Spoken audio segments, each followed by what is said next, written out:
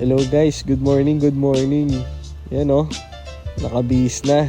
Tayo pupunta sa South Mall para mag-samgyup. So yan, kakatapos na kasi ng birthday ng kapatid ko. So yan, first bite muna tayo. First bite, big bite. Inga nga mo!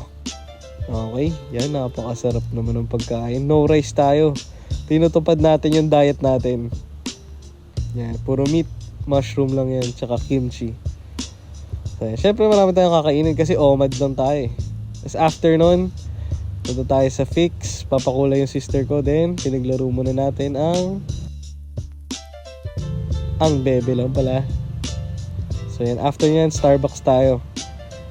Chill lang. Then after nun, ano pa nga ba? Umuwi tayo sa bahay nila Ermat.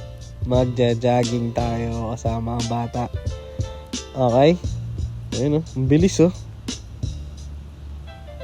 Then after ng 3 laps, umuwi na siya. Ako na lang natira. Yun oh, pagod na pagod. At ang nakompleto natin ay 5 km. Ako, okay na yan. Tapos drive na tayo pauwi. Ganyan, papagas muna tayo bago natin isoli yung kotse. Mahal ng petrol eh, no? Saktuan lang pinagas natin, hindi naman tayo mayaman eh. Then na-park na natin yung kotse. Bumili naman tayo ngayon sa Ever.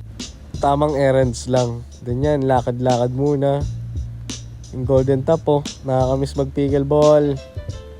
Then ayun, uwi na. Habang dala-dala. Then yun na, matutulog na ako. Good night mga kuya ko. Salamat sa panonood ng vlog.